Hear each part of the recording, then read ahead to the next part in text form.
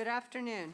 This is a hearing of the Chatham Conservation Commission being held on June 11th, 2025, in accordance with the Massachusetts Wetlands Protection Act and the Town of Chatham Wetlands Protection Bylaw and Regulations. My name is Karen Latin, and I serve as the chair. Today's meeting is being broadcast on Xfinity Channel 1072 and is being recorded for the on-demand archives available on the town's website. It's being conducted in person, by phone, and by video conference. The agenda, instructions on how to attend, and copies of documents for review are posted on the town's website. To all participants, whether attending by phone or online, please remain muted unless you've been recognized by the chair. When you're recognized, please identify yourself for the record. If you're attending by phone, you can mute and unmute by using *6. If you are online and you are not a commissioner, please keep your camera off unless you've been recognized. Indicate that you wish to speak by using the raise hand feature. So that we have a record of a quorum, I will now ask each commissioner to indicate their presence. Vice Chair Elise Gordon. Present. Janet Williams. Present. Cheryl Meservey is not here. Eric Hilbert. Present. Bob Delvecchio. Present. Paul Johnson. Present. And I am here, so we've established that we have a quorum. Before we begin the agenda, is there anyone who would like to make announcements, comments, or have a future agenda item for anything other than the properties that are on the agenda today? Go ahead, Janet. Thank you, Karen. I have a agenda item request. I'd like to schedule 22 Captain Sears, SE 103354 for a status update. Great. We will, when would you like that scheduled? For the next meeting? Okay. We will have that on the agenda. Thank you. Before we begin the agenda, Paul, are there any announcements of any requests for continuances today? Thank you, Madam Chair. Good afternoon, Commissioners. No, there are not. Okay. At this point, Paul Whiteman, Chatham's conservation agent, will now lead us through the agenda.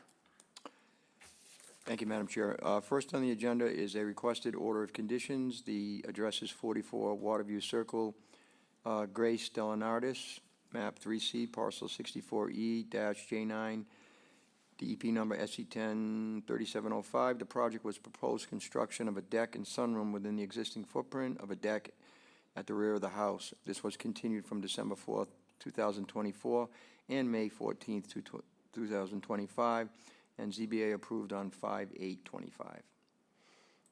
Okay, thank you.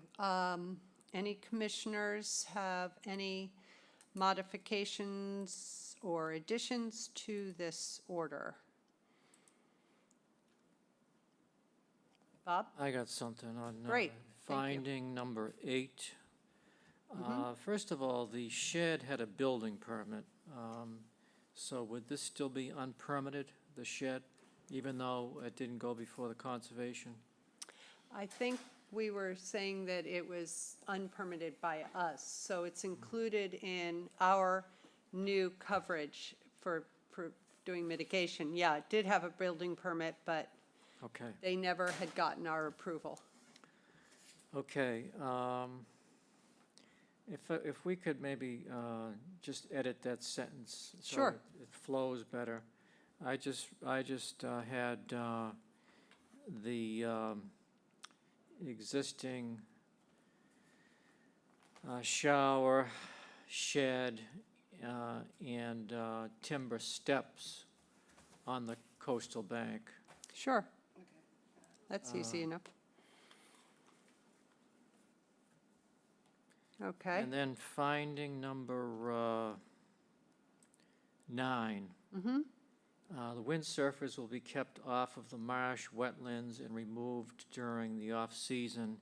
And then I added, and stored above the coastal bank and no disturb zone. Okay.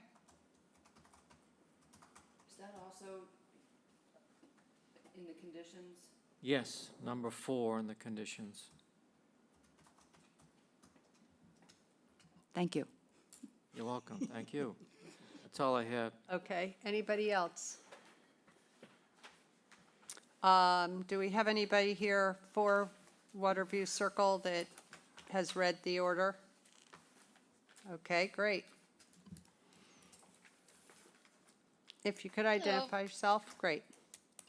My name is Diana Holmes. I'm representing ECR today. I'm taking over for Cam.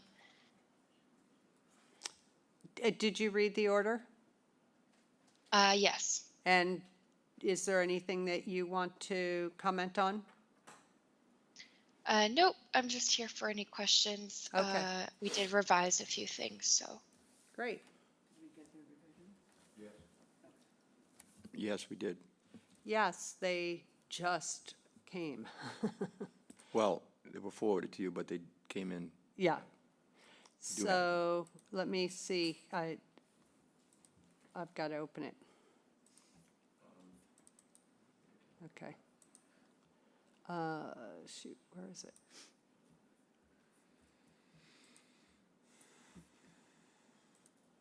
Okay.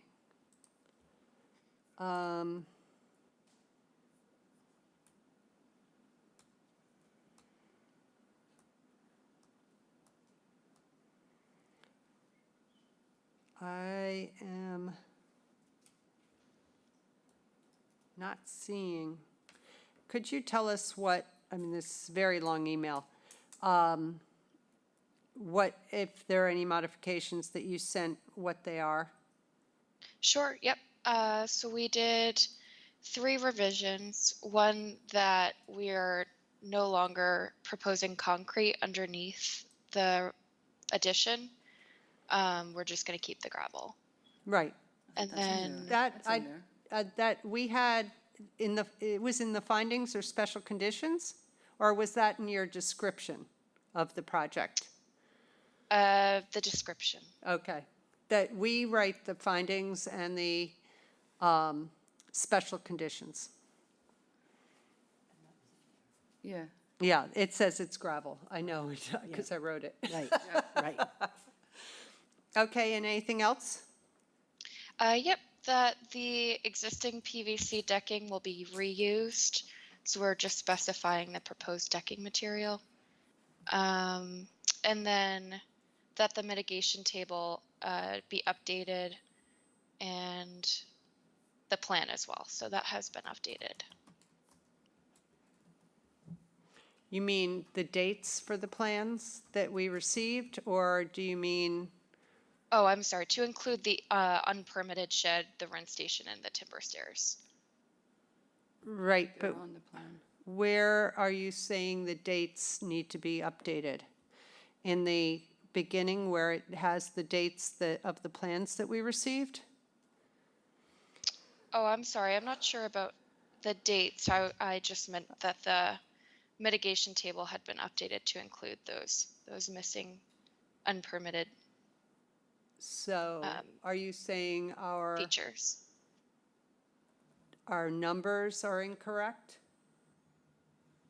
No, I think we had changed the mitigation area. We increased the area by 170 square feet, so that just reflects that now. I think they just were adding in the shed. Oh, okay. Sorry, yes, thank you. We have 635 square feet in here. Yeah, I thought we got, could you tell us exactly where in the order you're saying something needs to be updated? Because Sure. we can't, otherwise, and I'm not seeing at all in the email that got forwarded, but that could just be me. Let's see, 1 second, I'm sorry.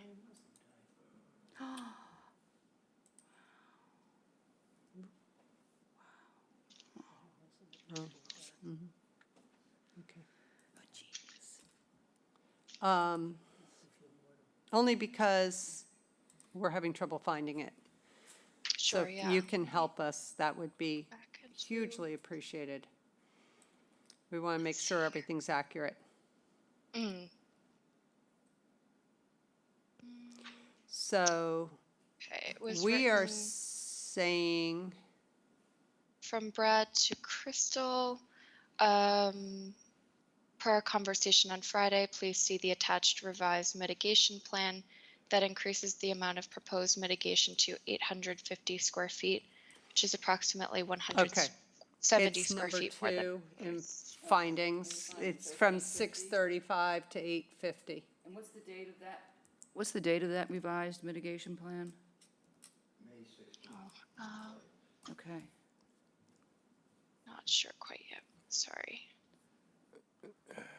Yeah, we've got it, never mind, 516 is listed there, we have Okay. it, thank you. Yep.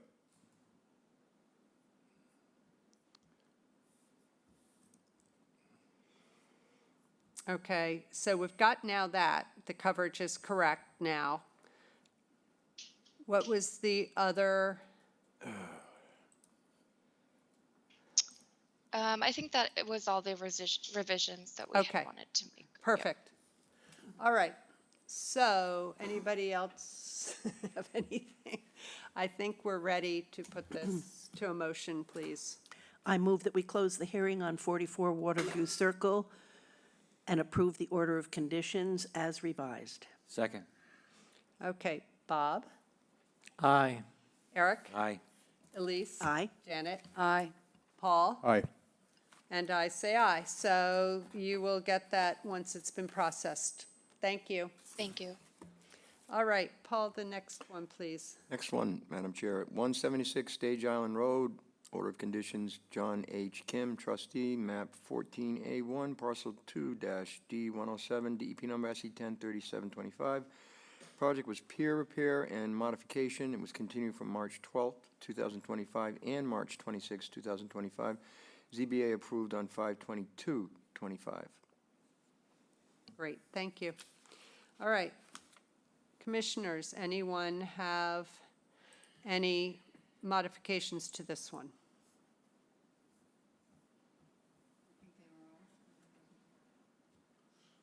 No? Okay.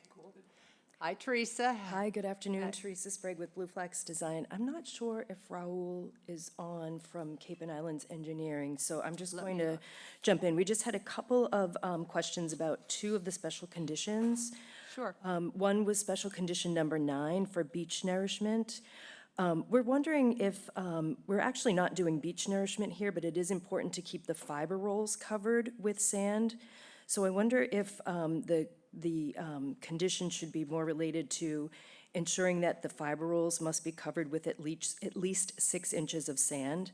And we generally only do that if the sand has been washed away from the fiber rolls, so we don't do it annually unless there's a need for it. So the idea here isn't, because we're not doing revetment or anything hard engineering or CES, the fiber rolls will be covered with 6 inches of sand as necessary to keep them covered. And we always alert the staff when there is a need for sand nourishment, and we go out there in early spring and do the sand nourishment after the generally storm season has ended, but before the salt marsh grasses generally grow in. Okay, Jan's typing away, so I know she's got it. Sorry, that's a lot. Thank you. And then the other one was related to Special Condition 14, which requires an annual survey of the beach be conducted by a survey crew. And since we are doing fiber rolls to secure the toe of the bank, I just didn't know if that was necessary. I know in one project that we did where we were not doing fiber rolls, but there had been erosion at the toe of the bank, we wanted to monitor it. But in this case, I don't know if an annual survey would be necessary, since the fiber rolls are going to be there to protect the toe. I don't recall seeing any evidence of, No. Could we maybe annually get pictures so that we have something? Yes, we submit an annual monitoring report, and when we Right. do beach nourishment, we photograph that and submit that for the file. yep, that's Okay. there. Okay, yeah, I don't remember, there's no reason for that one. No, I think it's just an automatic one. It's automatic with a lot of, with So fiber we roll projects. just didn't remove it, It's fine. if you'd really like to know. Right? That's right. Okay, anything else? No, those were just the two specifically Okay. related to the fiber rolls. And nobody else has anything to add or change before we do a motion? Okay, we can go to a motion, please. I move that we close the hearing on 176 Stage Island Road and approve the order of conditions as revised. Second. Paul? Aye. Janet? Aye. Elise? Aye. Eric? Aye. Bob? Aye. And I say aye, so you're all set for that one. Thank you. Okay, Paul, the next thing, please. Thank you, Madam Chair. Now we'll move on to submitted requests for determination of applicability. The address is 21 Capson Cove Lane. Kevin and Patricia Barry are the applicants, map 10L, parcel 10-C2, R25-8. The project was to remove and replace an existing fence. No ZBA was required in this, and I can bring up the site plan unless this gentleman wants to do that. Okay. Chuck Rowland with Cape and Islands. Chuck, are you representing? I am. Can you hear me? Yes, we can. Just give us Great. your full name, please. Chuck Rowland with Cape and Islands Engineering. Would you like me to share the plan? If you'd like to, you're welcome to. Sure.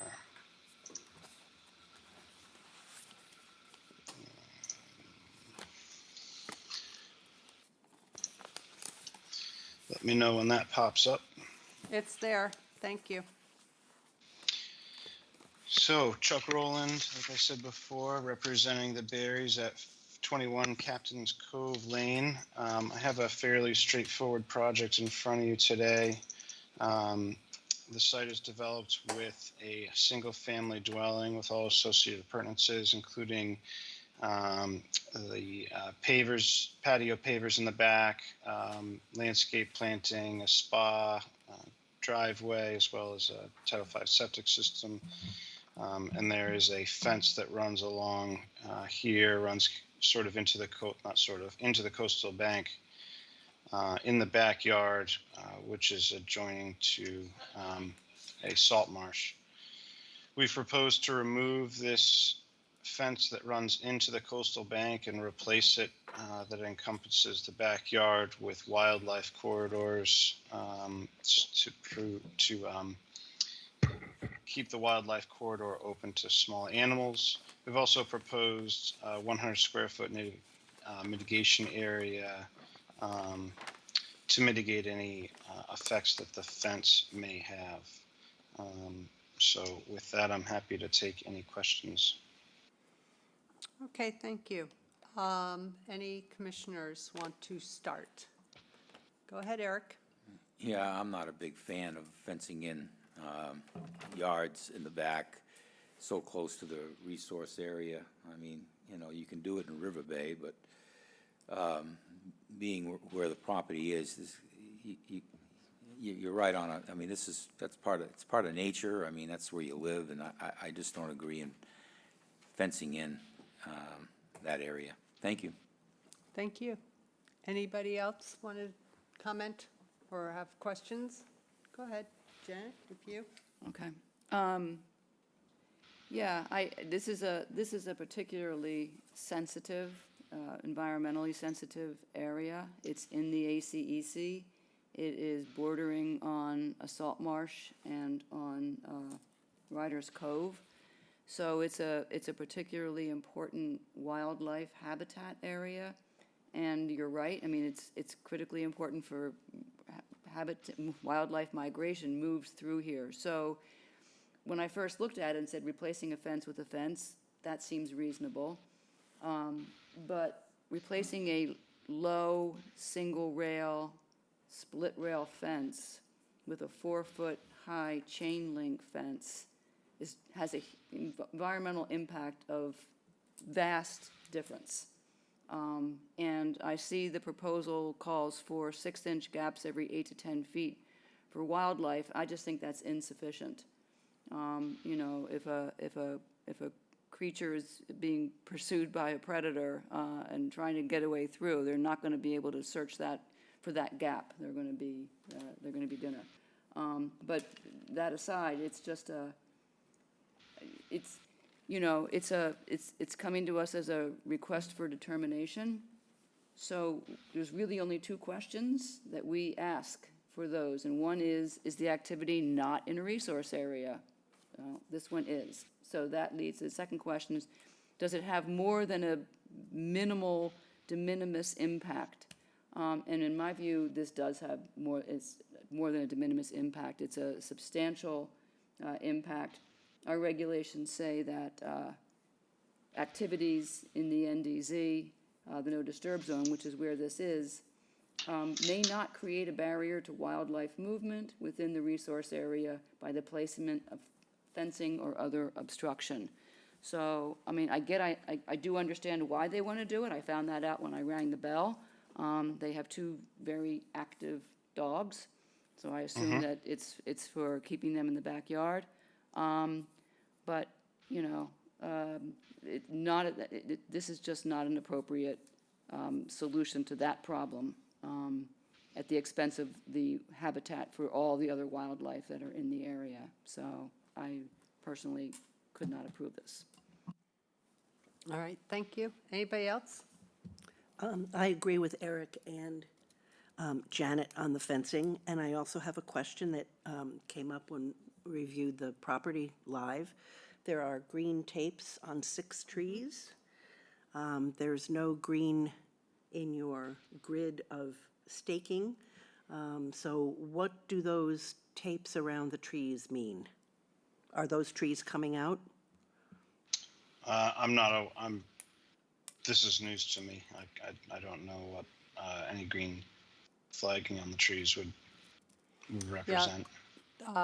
In support of Elise, I'm when I happy was with there, there's that green plastic, you know, whatever, Flagging, going sort of flagging. around That makes sense. 6 trees. And so I wasn't sure what that was about. And we'd need to Okay. know that, because if they're coming out, then, That's not part of this filing, just so but, you know. but it's in the area happy that to- we're reviewing. That's why we're asking.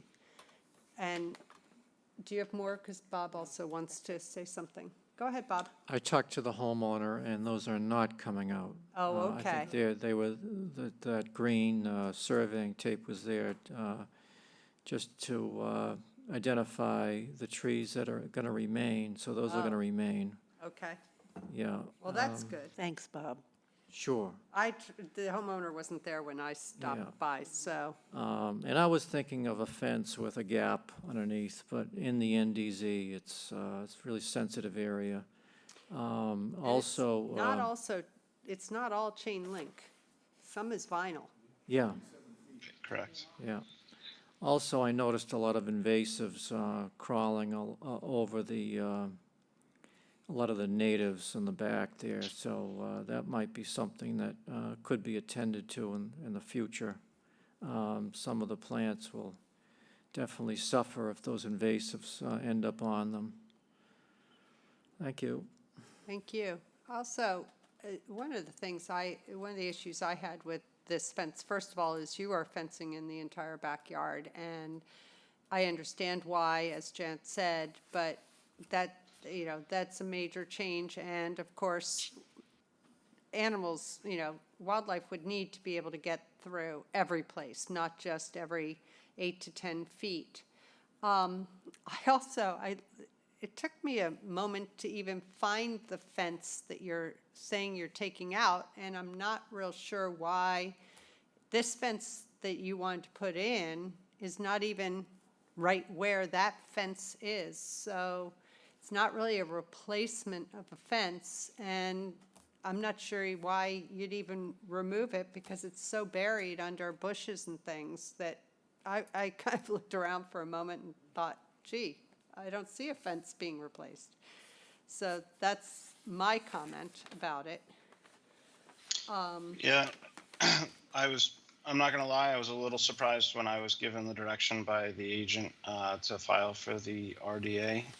So, you know, I'll make sure that I bring this back to the client, and I'll let them know the commission's concerns. But is there any way that, would you support any revision to this if we made the area smaller, or if we put the wildlife corridor throughout the entire length of the fence, or? We can poll the commissioners if you'd like. Yeah, yes, if I got a little direction as to what you would be amenable to, that way I can have some direction as to what to go in. Okay. Bob, your opinion? What do you mean by the wildlife corridor? You mean moving the fence up towards the house? So if I shifted the fence up in line with these, closer in line with these pine trees, and then we've put the wildlife gap below the fence every 8 to 10 inches, but if we put a wildlife gap underneath the entire fence as opposed to every 8 to 10 feet, would But would you'd that suffice? You'd still be encompassing the entire, going all the way back to the house? Yeah, we'd probably Okay. tie into the house somewhere in here, come down, run right along the electric handhole, come right along these pine trees, and then return back into the house, or something of that nature. I only asked just so we know what we're commenting on. Okay, Yep. Bob? I think if the fence were tight up against the patio area, maybe I could see it, and enclose just that area for the dogs. But anywhere else, I think I'd have a hard time approving something. Okay. Go ahead, Eric. What about, squaring off? I don't know what is the exit? Is it just the stairway there in the patio? Is that the only exit off the patio? Or can the dogs jump off the patio? Because you could make a pen maybe on the east side by the hot tub, make a squared in pen there so the dogs to run out, a smaller one or something, instead of the whole, Okay. back area. So I'm sorry, Eric, were you Yeah, done? no, I'm done. Yeah. So is this fencing primarily for the dogs? Yes, ma'am. Have they considered invisible fencing? Well, that doesn't protect them from, Oh, I understand that. yeah. Yeah, I talked I to haven't brought that up with Critters getting my in client, to the dogs, but I I get it. don't. The invisible fencing, I have a large dog myself, and I don't exactly trust an invisible fence, and I believe that invisible fences work well with some types of dogs, but I don't picture that being a viable solution in Karen. this application. Yes? I talked with the homeowner, and she mentioned that, and she said that one of the dogs is kind of skittish, and she said it wouldn't be a good alternative to the fencing. So Okay. I think that eliminates that possibility. Thank you. Okay, I'm going to go across to Paul. Your opinion? I tend to agree with Janet. Okay. But if they pulled in the fence and made it so wildlife could go underneath the entire... It's still fencing within the NDT. I agree. I just want to make sure we're all on the same page for what we're giving an opinion on. Janet? I'm sympathetic to their needs. I did see those dogs, and they are energetic. And I know that what they're looking for is a place for them to go and run a bit. That said, as Bob and Eric have suggested, if the fence were essentially just enclosing the patio area and was tight up against that, that is much less of a wildlife corridor area because it's already developed. But that probably wouldn't satisfy their need. No. I bet. So I can't speak this for is them, just such a sensitive location,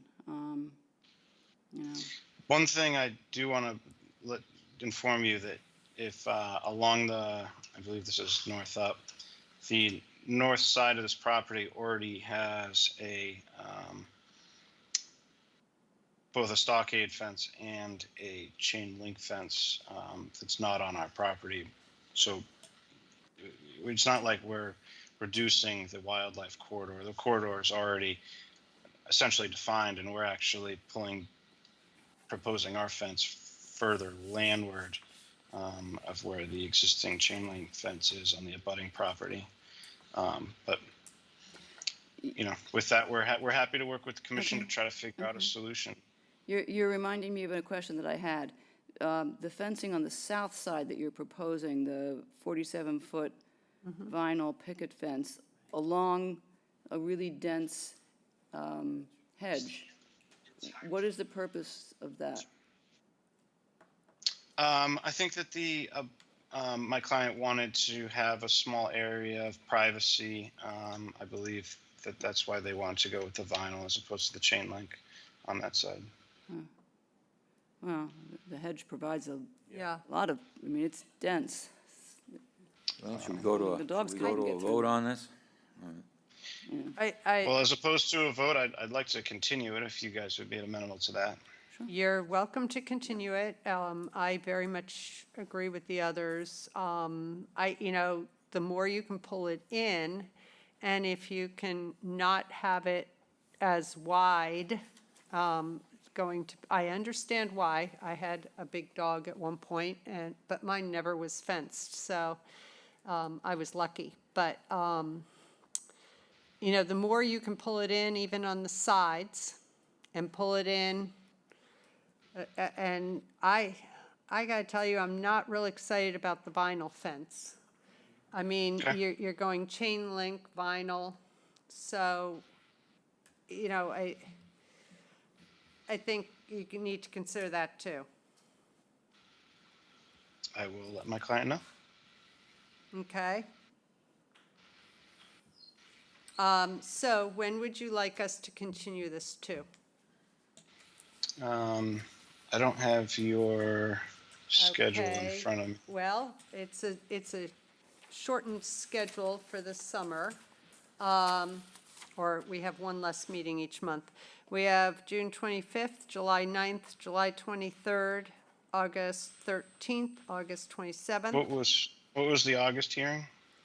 The first August hearing? 13th or 27th of August. Oh, shoot. Sorry, what was the one in July again? 9th and 23rd. Let's go with the 23rd. Okay, if we could have a motion to continue this to the 23rd, please. I move that we continue 21 Captain's Cove Lane to July 23rd, 2025. Second. Okay, Bob, Aye. Eric, Aye. Elise, Aye. Janet, Aye. Paul, Aye. and I say aye. So we'll see you the 23rd. Thank you. Great. Thank you very much. I really appreciate your time. Thank you. Okay, Paul, the next. Thank you, Madam Chair. Next on the agenda is a submitted notice of intent. The address is 734 Fox Hill Road, Willis Barton Row. Is the applicant, map 12M, parcel W1, DEP number SE10 3731. Project is site redevelopment. It was continued from May 14th, 2024. The ZBA is On June scheduled 12th, for ZBA. 6/12/25. Is there any way we can get the plan on the Yeah. screen? Yep.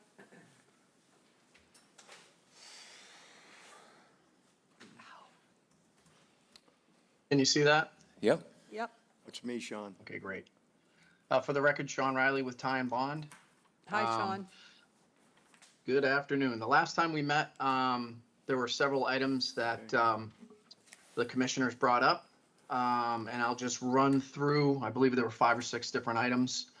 One of the simple ones was addressing the mitigation calculation. The total number did not change. It was just the math that we needed to correct. We've done that on the plan.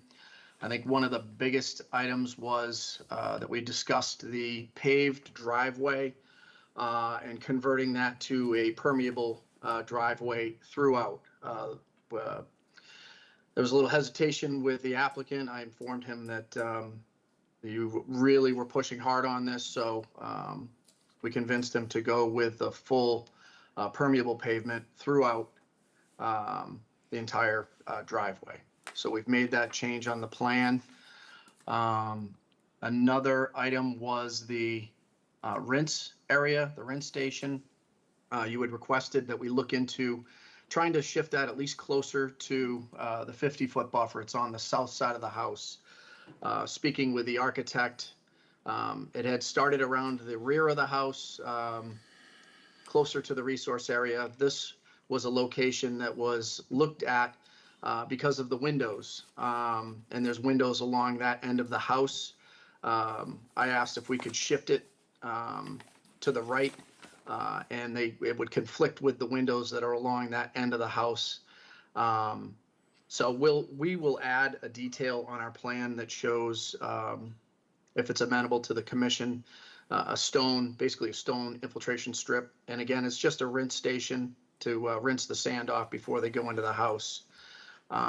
So that was one other item.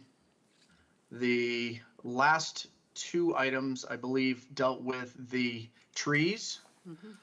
There was a pine tree that we were calling out to be removed that I'm showing highlighted on this plan. We went back, Teresa, I believe, is here from Blue Flax, went back and evaluated it and agree that that tree can remain. So we've taken the notation of removing it off of our plan. And the last one was there's a holly tree that's to the south of the proposed garage. Teresa's group went out and took a look at it and feel comfortable that we can protect it throughout construction and that can remain. Great. I did notice that you all definitely listened to us, and I very much appreciate that. Okay. Would you like to go, and then we could get to commissioners' questions? Oh, sure. Caitlin Camilleri with Blue Flax Design, and I was just here in case you had questions, but Okay. yeah. Commissioners, anything? Eric, go ahead. So what did you change the driveway to? I mean, the parking area to? Is it going to be gravel? So it'll either be gravel or a combination of gravel and pervious pavers.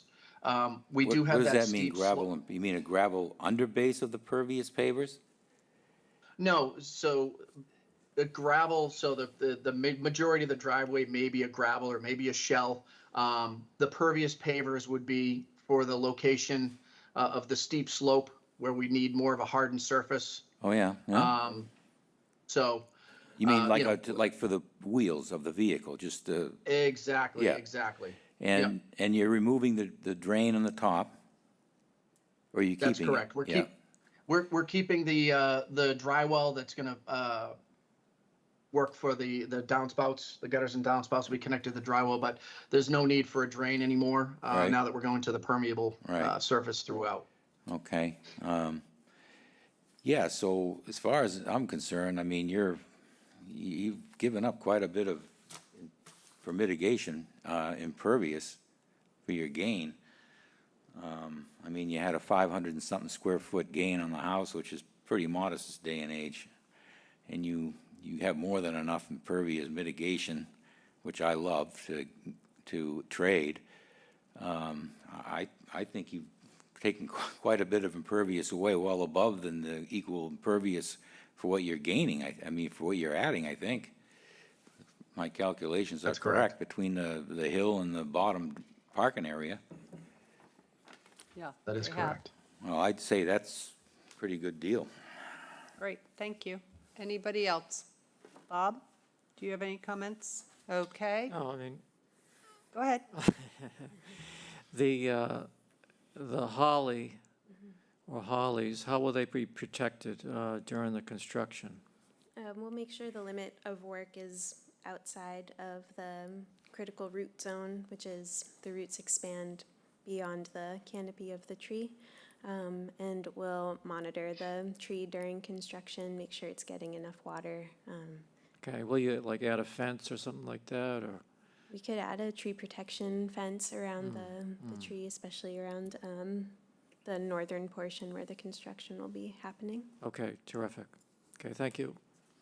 Okay, anybody else? Is that, just to clarify, is that, we're talking about the one holly, or is there more than one holly that's? There's a holly south of the garage, I think is the one that they are saving. It's not officially labeled, but it is. Can you put a label on it? So Sure. approve this plan, so that we're clear. I thought it was, but I don't see that now. Yeah. Oh, wait, what is, oh, no. We can label that. Okay. I just have a quick clarifying question on the plant schedule. The eastern red cedar, the size is 3/4 inch BB. What is that? It's a 3 to 4 foot height, 3 to 4 foot. all in burlap. Oh, okay. Okay. And I assume that tubbling means what I think it means? Yes, a tubling. Tubbling It's a young tree. It's called a tubling because it comes in a, in a tube. oh, in a tube. I thought it was in a tub. It's in a, it is in a pot, and then there's a tube around it to protect the trunk. What would, is there some other way of describing the size? Yes, we have maples and oaks. They would probably come in about 5 or 6 feet tall for a tubling. Okay, Yeah, okay, sapling size. okay, that's good. Could you maybe add that, since you're going to be adding the spot that, so we know where the holly is? Sure. Could you also add maybe below tubling, 5 to 6 5 to feet? 6 feet. Yeah, Just so we have that record? Yes.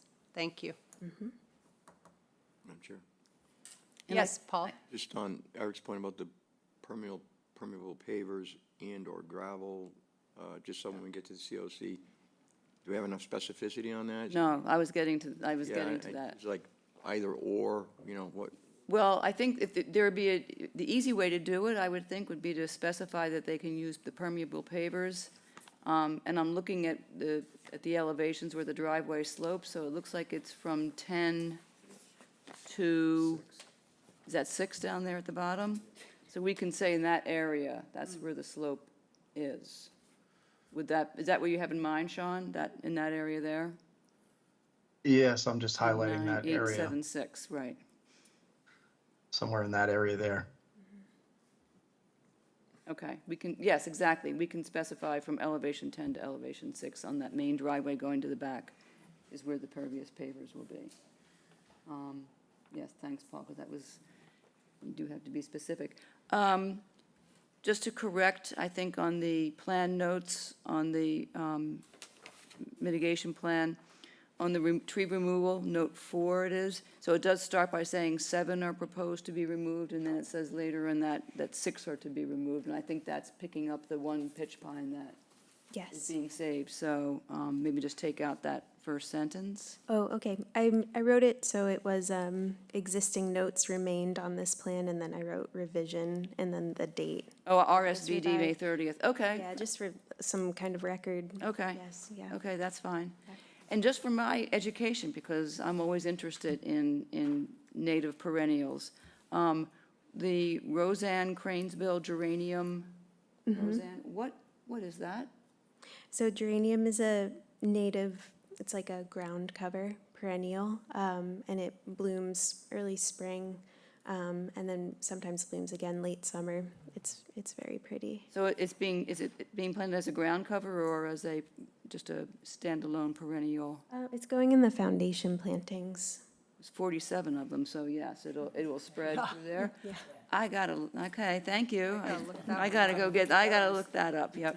Yeah, I like spread and native. It's a purple flower. It's really pretty. Oh, that sounds Oh, great. even better. That's what I'm looking for. I think that's We all better I've- go buy ours before they take them. all I've got. Thank you. I'm good. Okay, anybody else? I have one more thing. On the tree cutting, is there a time of the year you plan on doing this, especially the pines? Because if they bleed, you'll sap. attract more pine borer a certain time of the year. It is ideal to do tree work and removal in the winter. Excellent, It yeah, would depend on construction, but thank you. I got a question. Go ahead. The landscape plan, we don't have any landscape plan. Is that something you're going to submit Or is because the title- Sean going to submit something? So the landscape planting plan is just included in the title, but everything that we're proposing for the landscaping is shown on the plan. So it's namely the foundation plants, yep, along the east Oh, I of see, the house. okay. And then the kind of center area towards the east on the road. I see them now, yeah. Okay, thank you. Anything else? Oh, Did you want to get that bullet? what? There's a bullet underneath the Oh. 0 to 50 Yes. buffer zone coverage table. Yeah, I hadn't gotten Yeah, to that. yeah. When you said Yeah, bullet, I thought, bullet. what? That does not include 43 plus or minus square feet above existing paved drive to remain. So the paved drive is not remaining, right? Right, it, That's John's correct. plan. the starred The on starred the 0 footnote. to 50, I think you just Ye- need to remove the word paved.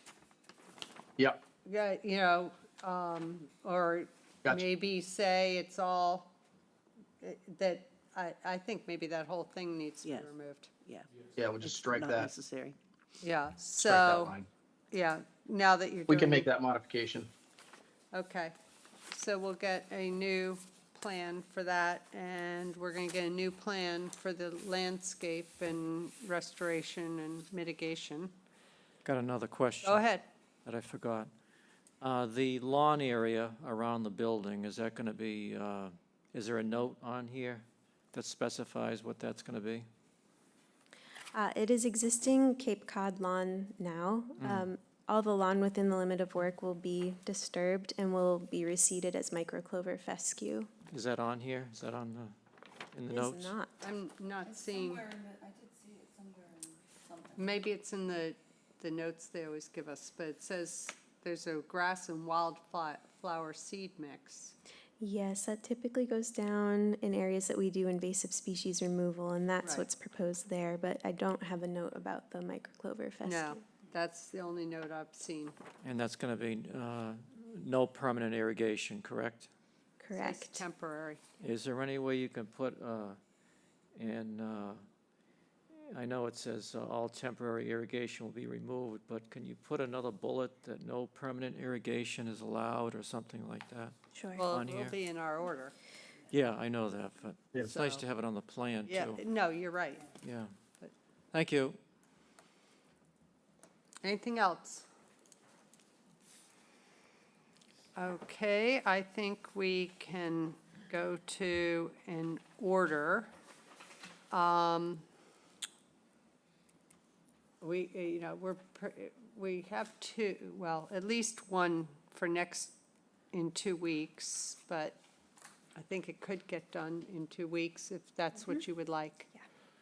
All right. That would be great. So it would be continued to June 25th. Okay. So For an order. I move that we good? I move we continue 734 Fox Hill Road to June Ju- 25th. June 25th, 2025 for an order of conditions. Beautiful piece of property, I second. Yeah. Okay. Bob, Aye. Eric, Aye. Elise, Aye. Janet. Aye. Paul. Aye. And I say aye. So we'll see you the 25th for the order. Thank you. Great, thank you very much. Okay, Paul, the next one. Next one is a notice of intent, lots 28 and 28A, Stetson Cove Road, Bradley G. and Peter W. Watts are the applicant, trustees, map 11B, parcel W2, DEP number SC 103733. The project was demolition of an existing dwelling and construction of a new dwelling, swimming pool and patio within a buffer zone to a coastal bank, and invasive species control within the coastal bank and land subject to coastal storm flowage. This is a new application with no ZBA required. And I have, just to note, I have 8 downloaded documents here, so it's going to get a little confusing unless someone wants to share. I can try to pull up what we're looking for. Let's start with this. Yeah, they're not listed by, so the first one is 3733. Okay. Yeah, okay. David Clark, from Clark Engineering, and I have on behalf of the Watts family with me is Caitlin. from Blue Flags, and Andrew Garrelay, the landscape architect. I don't think anybody's on from Eastwood Companies. First I want to give an overview of the two properties. The property has been in the Watts family since the early 60s. It was recently subdivided, all three brothers could have a house on Stetson Cove Lane. The original house was shown on a subdivision plan in the early 60s. It's much older than that. We've been to the Historic Commission for approval to demolish most of the house except the historic section, which will be moved to Lot 28. The resource areas are all associated with Stetson Cove, which is part of the Oyster Pond complex. We have the salt marsh, and then the landform rises up, and we have a coastal bank by definition in that the slope is steeper than 10 to 1 and less than 4 to 1 in a majority of the area. Portions, or quite a bit of the existing house is within the aura to the coastal bank, and some of it is within the no disturb zone to the coastal bank. The property is divided or separated from the salt marsh by an old right-of-way that serves a number of properties to the south as access to a beachfront on Oyster River. Over the years, the disposition of that right-of-way has changed. It once was access to two dwellings to the north. That access was reconfigured so that those houses now have access off of Captain Sears Road. So primarily, it is now just for foot traffic only for access. But there are remains of the old gravel right-of-way going through there, and that's the separation I'm speaking of between the residential portion of the property and the salt marsh. So as part of the subdivision process, we put the new property line through the buildings. So it's technically a zoning violation that needs to be corrected, and we're here to correct it in that we'd be demolishing all the buildings except for, again, the historic part of the house, and that will be relocated to Lot 28, Stetson Cove Lane. So that's the overview of the two properties, and we can get into the first application, which is Lot 28.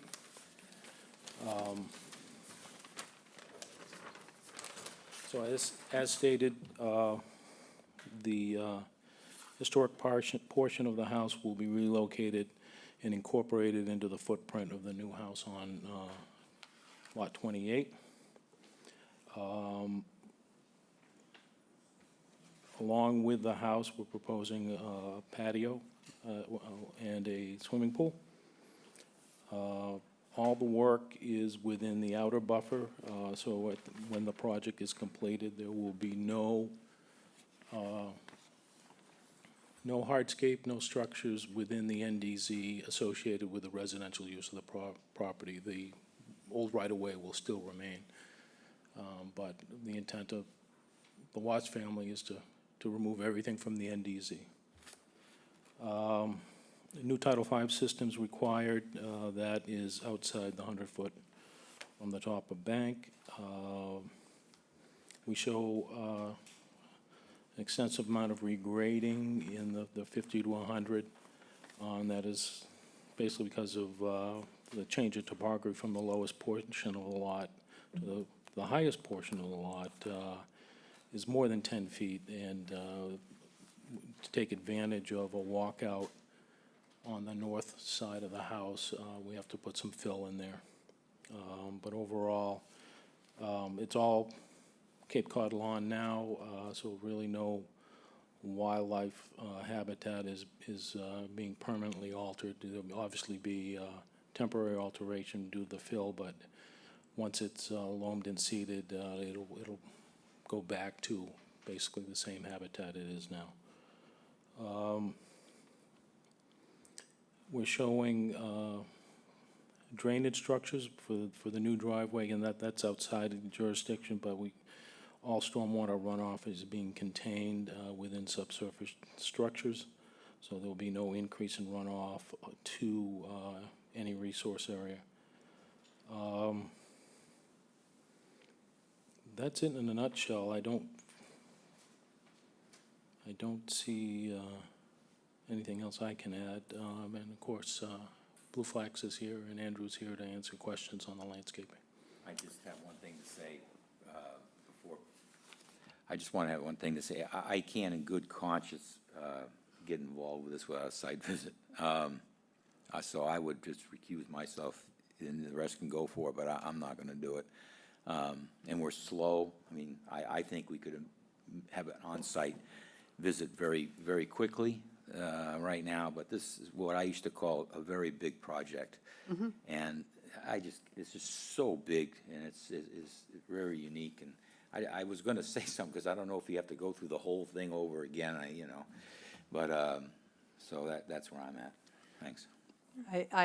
I do agree. I think the site visit would help, given the scope of all of this, and helping us to really visualize it. But having said that, I think first if we could hear from everybody else and then let all of us chime in.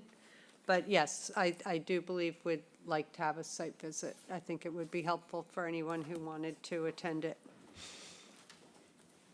So go ahead. Great, okay. I agree. I think a site visit would be great. We'd be happy to meet you out there during that time too. Great. So Blue Flax is proposing to manage an area totaling 47,175 square feet. And it's going on both of the properties. And so our plan shows both properties together. And on this site, a beautiful diversity of native shrub and ground cover and tree species exists, particularly in areas where white poplar is not observed. These species include highbush blueberry, swamp azalea, clethra, viburnum, Virginia rose, bayberry, high-tide bush, eastern red cedar, black cherry, and oak trees. There's also an interesting freshwater seep on the southern area of the salt marsh, and that's where the azalea and clethra are really thriving. So it's very interesting to have such a biodiverse area. So we'll be removing 12,600 square feet of existing lawn on the sloping section that's adjacent to the salt marsh and restoring it as native grasses and wildflowers. This will help intercept and slow rainwater and storm water before it enters the salt marsh and will reduce the amount of lawn maintenance and watering.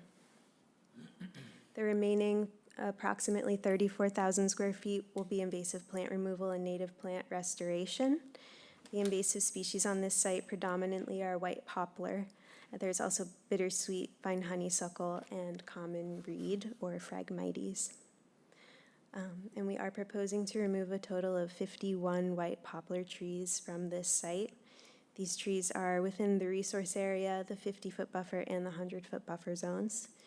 They're to be removed due to their invasive and degradative properties that damage biodiverse native plant and animal communities. And we'll restore these areas with 341 native shrubs and 51 trees, using what is existing on site as a guide and incorporating other native shrub and tree species in order to enhance the biodiversity of this site. I'm happy to answer questions. Okay, before we get really into it, there are a couple things. I am very much struggling with the fact that this plan spans two separate NOIs, and I really need it to be what you're doing for 28 and 28A and what you're doing for 27 and 27A to be separate. because I can't imagine trying to figure this out when there's a certificate of compliance. Having said that, also, I know that there's an issue with the 51 the 51 trees coming out. And in the past, when there's that many, we very much like a plan that is sort of a tree plan, where you number them, you say the size, why they're coming out. I mean, I don't know if some of these trees I understand that they're not native, and I get that, and we love native, but if you're just taking them out saying they're not native, there could be other benefits to these trees, I think. So that's a concern I have, but I would like to have a list of the trees, the size, what they are. If they're all poplars, you just have to keep saying poplar, unfortunately. But it would be helpful to us, because that way we can make sure if there's any others that are staying, that what's staying stays, and what has been approved to come out comes out. Having said that, I am very much struggling with the fact, and I understand with that amount of trees, that you cannot put the amount of trees that are needed to replace it per our regs. But we can't just say, I'm sorry, you're okay, just because there's no space. We're going to have to figure out and come up with a solution to that, because I don't know if you looked at our agenda, but we're approving today a tree regulations, new tree regulations. So I have a real problem with we can't do it, in my opinion, because we have others we hold to this standard. And so you'll have to find us, and we need to come up with a solution. Okay. But I get it. So, but we do very much need two separate plans. Okay. So that I can tell how much is invasive removal, how many of those trees are coming out on this property as opposed to the other one. The whole, how many bushes, I'm not going to sit and count them and try and figure it out. So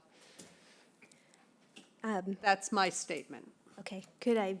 Absolutely. We have flagged all the trees Okay. that are coming out in orange flagging tape. All the Right. trees to remain are in But green. We'd and love to have in the past, when it's that amount of trees and you're pretty much clear cutting, I don't want to use that word, but clear cutting an area, we like to have, we still like to have we can do that. Yeah. inventory.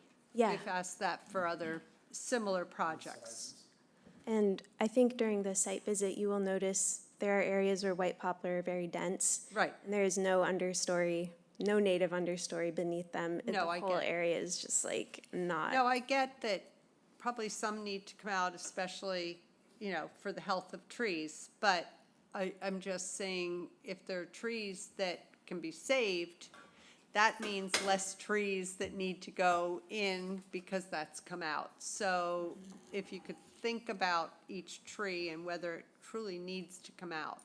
And I get they're invasive, but Yeah, I think we would want to remove all of them to reduce the likelihood of any resprouting and coming back. Right. Just to clarify, is there anything other than white poplars that are proposed for removal? No, What about those cedars? no? no, Cedars stay? yes. They have green tape, so I guess, Yeah. All right. So that's just my statement. And No, that's okay. Hi, Teresa Sprague with Blue Flex Design. I do think it is important to note that only the invasive white poplars are proposed for removal Yeah. as part of the invasive species management plan. And if we were to leave any behind, they sucker. So they'll completely take over, and that's why they also grow at that density that they're growing at, which does not allow for any other ground cover species or shrub species to grow into the area. Oh, no, I get it. I think it's interesting that Commissioner Williams asked that 22 Captain Sears be put on the next agenda for a status update. because we did remove white poplar from 22 Captain Sears, which is directly abutting this property, and we are seeing that white poplar from this property is now suckering into 22 Captain Sears.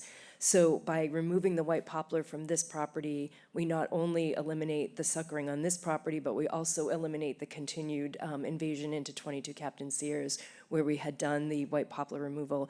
And we did remove a similar number of trees, white poplar trees, on that site at that time. No, I know, it's just, I think Yep. it would be good for us to have an inventory of size, Sure, we you know, can, because. they do definitely vary from quite large to Very sapling little. size. And Yes. that could maybe help us in figuring out a solution Yes. to the issue of replacement.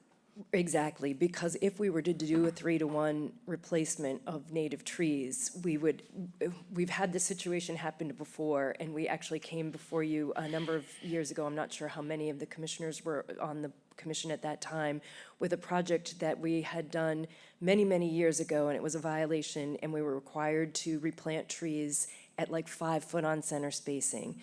We had to come back to you a number of years later and remove more than half of those trees because most of them were dead. They just could not grow, and it completely, it was a big mess, and that was 303 Old Queen Anne. So that was, so we're trying to avoid that situation in this particular case here. And then I think we can easily separate the two. I think it was important for us to have you and us all thinking about this as a holistic plan overall, because these lots are directly abutting one another, but we can absolutely separate them out into the two lots. That would be great. And then It- have the one holistic It just makes it plan. easier Understood later. entirely. When we're trying to figure out if everything's been done properly. And also Correct. to see the mitigation and, you know, restorations and what's going where. Right. You know, which property's responsible for it. And I get, you know, it's primarily because these have two separate applications. Understood entirely, and that's not a problem at all for us to do. We can absolutely separate those out. But I just wanted to clarify that only the white poplars are proposed.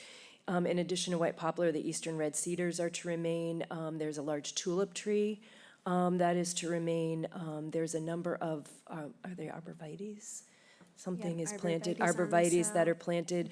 They're non-native, but they're proposed to remain. They have no invasive qualities, and they do provide wildlife habitat value as far as cover habitat, et cetera. So, Yeah, part of what we've had in the past is when you do that tree inventory, they all have numbers, and then on the plan, the numbers correspond, so we can see where these trees are that are Yes. coming out. And I mean, I think with the site visit, a lot will be Yep. answered for us. Yes. But these are things we've asked for in the past, so. Understood. Yep. Trying to be consistent.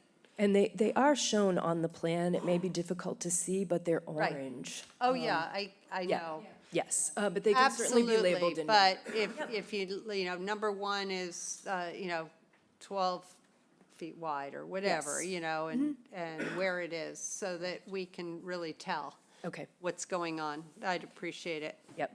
And then as far as the mitigation requirement, we're hoping that, again, looking at this plan holistically, the benefits of planting diverse native species of trees with an understory layer and a ground cover layer where none currently exist because of the density of the white poplars, that we could see this as more of a, again, in more of a holistic light. It would be impossible to meet the current tree mitigation Oh, we regulations. get that. Yeah, We're not arguing that at okay, all. okay, But we need to come up, we have to be comfortable. Right. Because we, Yeah. as I said, we have this tree regulation. sure, And understood. we're concentrating on it, and we've required others. Yes. To either, if they can't do them all on the same property, Yep, they've done mitigation and given us trees for like a town property. okay. And, or. So like an in lieu of. Or monetary Okay. to the new tree. Okay. Fund. So that's why I'm saying, if you Okay. think about possibilities. Absolutely. And how to answer this Yes, and- issue. Yeah, and I would love to sit in and hear the new tree You're policy or welcome to. regulation. This Yeah. is the third hearing, and Okay. should there not be anything else, we will be approving it today. Okay, yes, because in the current regulations, there isn't an in lieu of or anything like that. Well, so- yeah, I mean, this is a relatively new thing because we've had to be more creative. Yes, And then we also have that tree regulation or bylaw or Right, whatever that right. was passed a year ago, that Yep. they now have a fund so that we, and it only pertains to town property. got it. But we've had some people, for their property, when they can't meet the requirement, they have provided something on a town property. Okay. For That- us. That's great, because I So- think, in this case, we were almost looking at the question of, do we need to request a variance from the mitigation requirement? Yes. And so this was a difficult, yes, exactly. That Okay. too. Yeah, got it. Okay, thank you. Okay, thank you. Do you guys have any more I comments? just had one more Okay. thing. Those two big cedars on the northern path there, they're dead on the backside. I mean, are those things even worth keeping? There is one actually that is going to be removed, and it's in orange, and it's kind of like a star. The northern path? Yep. Yeah, there's two of them. Yeah. Side by side, and they're dead on the backside. I mean. Yeah, is we it did worth- flag those to be removed. Oh, okay, so I asked if there's any cedars to remove, and you said, oh, okay. All right, yeah, that makes sense, thank you. Janet? Yeah, quick question. So I understand the holistic approach. I also understand that for very practical reasons, when these properties change owners over time, and one goes for a COC before the other, that having the mitigation separated makes sense. It's going to create a little bit of a problem because the coverage calculations are so different. Yes. So Yep. on 27, there's a net reduction in coverage, and 28, because of the pool and patio, has all the increase. So we'll just have to figure out how to justify the mitigation numbers based on that. But I think that's, Exactly. we can work that Draw, out. draw a line right through the middle of it. Well, there is one, there's the property line, right through the Yeah, middle, and you can see that. It's right there. It's, in terms of the restoration around the salt marsh, it's relatively equal, but that may make 28 have a deficit for their mitigation requirements. Ah, they're brothers. But we'll figure that out. Or, there's still plenty of room within the 100, depending, I was looking at the landscape plan, there's a lot of room for planting trees, We're showing- ornamental native trees around the house where, there aren't any trees at the moment. That is all just open grass. Yeah, as we stated in the beginning, there's over an acre of restoration plantings here, and we're a net increase on lot 28 of 1,500 square feet. So we're far beyond the required mitigation, so So that won't be a problem even for 28? that won't, Okay. yeah, it won't be a problem at all. Okay, the other question I have is, so the Phragmites are running all around the whole rim of the salt marsh. So the vast majority of that is going to be included in the invasive management and restoration parts, shaded in green. But there's one section there that's just the Phragmites management itself. Is that because that is within the salt marsh itself? Those Yes, frags? it's really just frag. At the end of the one and then at the, Yes, That little, it's yeah, really just pocket. almost all Phragmites in that section. so by Phragmites management, you're talking about removal, right? So will the salt marsh itself fill that in, or does it need any help in terms of planting salt marsh grass? We typically don't replant when we do Phragmites management because we have seen that native species fill themselves in over time. It just requires more kind of monitoring of that area. How many Years. seasons does it take before you're convinced that you've got it? So we'll 3 to 5, so it's similar to Japanese knotweed in Yeah. the management. The interesting thing about this property is there's no Phragmites in the salt marsh because frag doesn't grow in high salinity areas. So there is that freshwater seep that Cece was discussing earlier, and it's happening, in that corner on the southern part of the. That's where the seep comes into. What Correct, about on yes, the and other then end, also though? on that northern So end. there's some other freshwater There, source up there there? is, yes, and that's where the Phragmites is generally taking over. So, it is interesting because there's no frag growing in the actual salt marsh itself. The salt marsh is healthy. Teresa, can you use the pointer and show Oh, them I'm where sorry, that seep yes. is so they can look at it when they go out there?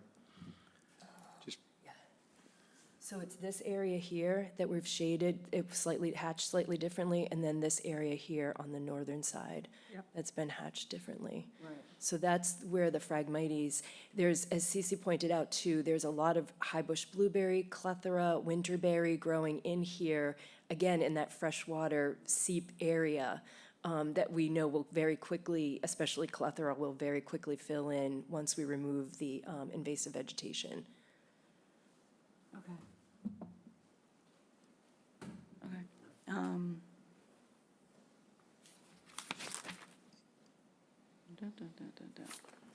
Are there, in that area, so how will you protect those native blueberry, high bush blueberry? Is the Phragmites being removed mechanically? No. No. No. No, it can't be By hand? removed. The root system will remain in place. Generally, what we do is we get in there, we bundle the Phragmites, so almost create like little teepees throughout, and then cut it so that we can treat each individual stalk. Is it like knotweed where there's something you inject into the So stalk? in this case, it's more like a grass, so you wouldn't inject it, but you would cut it, and then you have to literally wipe each individual stalk after you cut it, so it is fairly labor intensive. We generally, when an area is completely inundated with Phragmites, it's like pushing a stone up the hill and then it rolls back down and pushing it back up. But in this case, because it's really limited to these freshwater seep areas, we do think we can get control of it successfully without it reinfesting. So that's why I think it's worth undertaking it here and let that native vegetation kind of fill in that freshwater seep area. But it is labor intensive. You have to bundle it, you have to cut it, and then treat each individual stalk. Over 3 to 5 years. Over 3 years. So again, similar to knotweed, you're going to get a really good response after the first year, and you'll see it, but it will continue to try and come back for a while. So it'll just be following up on that last 10 or 20% that's struggling but trying to come back. If you let it go, it'll fill right back in. But if you follow up and treat it consistently, you'll gain control. We had an applicant years ago, also a property on the Oyster River, further up where it's more fresh water, who pitched the idea of controlling the Phragmites along the bank Yeah. by dragging buckets of salt water out and pouring them onto it. Now, that was, I don't know, 6 or 7, I keep meaning to go there to see whether she's had any success at all in beating it back by that method. I It was innovative. suspect it, yeah, I mean, I suspect probably not. I It's mean, like the bailing fresh- out a sinking boat. Exactly, yeah, Right. exactly, Right. yeah. It has probably spread. a lot. Spread, yeah, yeah. Okay, thank you, that's all I had. Paul, did Thank you for the opportunity, you though, wanna to do say an something? on-site. I think that's going to be incredibly helpful. I have a lot of questions about the grades and the current grading and how where retaining walls are going to be and how those grades are going to work. I mean, there's a lot of slope in this property, and some of the structures look like they're right on top of that slope, so walking it will be helpful. Yes.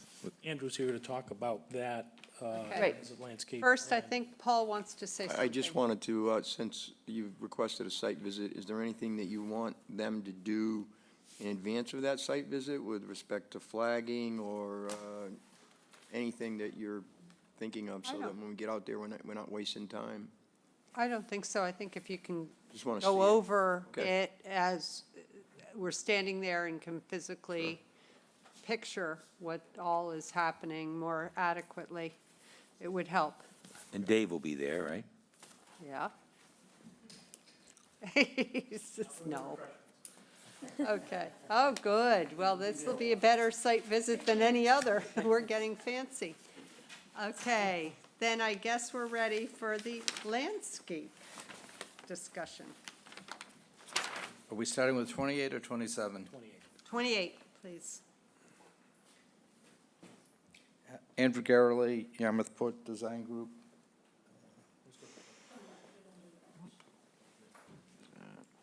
I'm sorry, Andrew Garrelay, registered landscape architect, Yarmouthport Design Group. I apologize for sitting down. I have an old injury that's been nagging me here lately.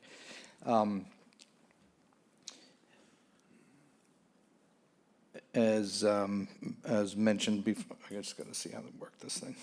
Okay. Oh, we got it up there.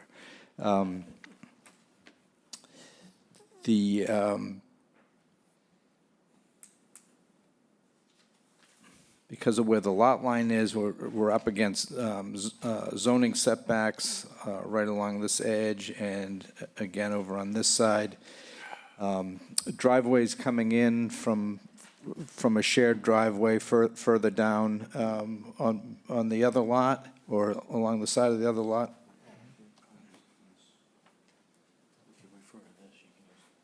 Oh. It might be easier for me to see the other one. Yeah. Okay. You can use it as a cane for your injury. Yeah, I think I might need it today. Yeah, so the driveway's coming in, and in order to be able to get the Amazon truck out of here, we've got the circular driveway, which also helps allowing a car to back out and leave, heading in the proper direction. The house is on the, as somebody mentioned before, the slope, it kind of bridges over the slope part of the property here. The house was designed with a walkout basement along this side, coming from here to over to here. We've got the septic system is sitting high and dry up here underneath the driveway, outside of the 100-foot zoning setback. So a lot of these things kind of influence how everything else gets designed a little bit.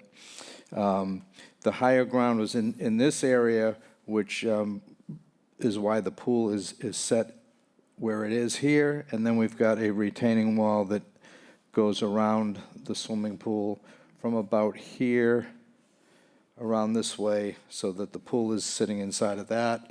We're meeting grade pretty much over on this side here. And there's an existing low area on the site over here. So we're still taking advantage of the some of the surface water being able to go and sit in that low spot, so it gets absorbed into the ground here rather than having to be flowing over into the resource area.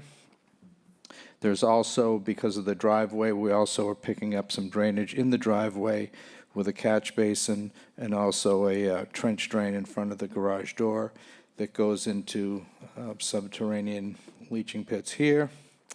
We've got a retaining wall coming off of the corner of the house here. So we've got kind of an intermediate elevation here where we can have the AC units and stuff outside of the 100, and another short little retaining wall here. So this is kind of swales around into that low spot, what doesn't get caught in the drainage. The back of the house, the back of the house is the pool area, and then stairs that come down to that walkout basement. Another leaching pit is over here outside of the 100-foot area, and I've shown the area of Teresa's mitigation all out in here in a green hatch. And this will be a gravel driveway, gravel or shelly. So. Yeah, that's not in our jurisdiction. Oh, yeah, that's right. So the only Yeah. things in our jurisdiction are part of the house. Yep. And. Oh, and some of the pool. planting. Yeah. And so some of the planting is in our jurisdiction, Mm-hmm. but I think what you have listed is all of the plantings that are going onto the property, correct? Yeah, I have the two planting schedules separated out because I've separated what's inside of the 100-foot buffer so that we can see the mix of native plants and ornamental plants. So the ornamental plants are essentially just on this lot are just really some daylilies around the edge of the house. And what I do in this case, because they want to have some ornamental stuff right there, it's inside the 100, so I put those in, and then I multiply by 3, and that will give me 75% and that's what I've infilled on the outside of the pool area with some native plantings to make up 75% native plants in the 100-foot buffer. So the ornamental aura planting schedule, those 28 are also within our jurisdiction, all 28? At the bottom of your, on the left side? No.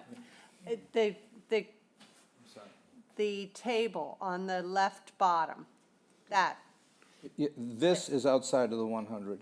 Okay, if you could mark that's out, what I need is to know what is being, I know you've given us the entire planting for the property, correct? It's split. Well, I have, the blue line is the 100-foot. right, All of these plants are are in that outside. schedule. Okay, All of these plants are in this schedule. okay. If you That- could just say if the ornamental or a planting schedule, if all of that is outside of our jurisdiction, just say outside of the, just so we have. Oh, just leave it off of the plan? Well, you don't have to, just make a note saying it's not part of it. Because our How concern is that not is. clear? I don't understand. But you've given us all of the plants. He gets it. Yeah. Okay, and all we need to know is what is in our jurisdiction. And I get, you say in the outer aura, that part, the 77% native outer aura planting, I'm assuming all of that's in the 50 to 100, Yes. because that's outer aura. It's the next one below it, the ornamental aura planting schedule. I just want to know, is that all in our Oh, jurisdiction? what I'm trying to do there is to show you what, this is Right. all what's in the 100 to, between the 50 and the 100 is this chart. I've separated them Oh, maybe because I you don't- require 75% Okay. native plants. So I'm separating the native Right. plants Right. and showing you the percentage, so it's absolutely clear as a bell. That's why I'm Right, I totally just wanted to confused on the make question. sure that everything that you're picturing there, including the 28 that are rosy returns, daylily, and the fountain grass, are all within our jurisdiction. Yeah, once again, Okay, this is in your jurisdiction. okay, that's just, Okay. all I was asking was I wanted to make sure. How is it not? No, no, I No, it's I don't fine. I just don't understand how it could be more clear than it is. it just just says don't aura, understand. so I didn't know if you were, I just wanted to make sure, okay? I'm just trying to make sure that when we write our order, that we are writing it for the correct amount of plantings, and that's all I'm asking, and you've verified it, Okay. so I appreciate it. Out of curiosity, you have 3 AC units? One is within our jurisdiction and the other 2 are not. Is that correct? You have one. Yeah, there is one, yeah, there is one right there on that You corner. need 3 AC unit, wow. I always make sure there's enough, so they might only need 2, but I showed a third one in case they need it. AC units are the number one surprise when we go back to a site to do an as-built. Right, Pat? Yep. Okay, I saw, we had 1, and then I see 2 outside of our jurisdiction. I just wanted to make sure that it was correct. Yeah. So, thank you. Okay. Anybody? Eric? Yeah, the planting in the pool area, personally, I don't care what you plant in there. It's a bubble wall. I mean, it's not contiguous to anything, but, you know, that's how I feel about that. Same thing with foundation plantings. I mean, a lot of times when you put native species plants on a foundation, and then you add perennials that need water, and then they want to sprinkle some annuals that need water, a lot of times you end up ripping out the dead indigenous a couple of years down the road anyway. But so I'm never a big push on indigenous species, a bubble wall in a bed. I don't really care. Thanks. Anybody else? I got something, Karen. Go ahead. The lawn area, what's your, I mean, it's not irrigated now, correct? Yeah, it's not irrigated now, and there's no intention to Yeah. do so in the jurisdiction, for sure. So what type of lawn you gonna put in? It will be fescue, I Okay. would assume, yeah. Is that note gonna be on the plan? Certainly can be. I assume that it's going to be in the order of conditions, so I didn't label it. Yeah, okay, thank you. Anybody else? Can you tell me what is the safety railing?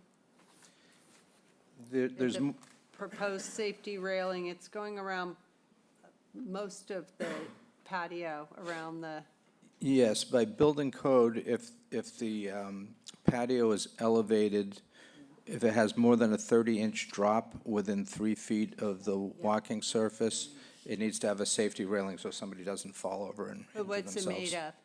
of? It would either be like a black metal fence, 3-foot black metal fence, or sometimes people will do it with glass.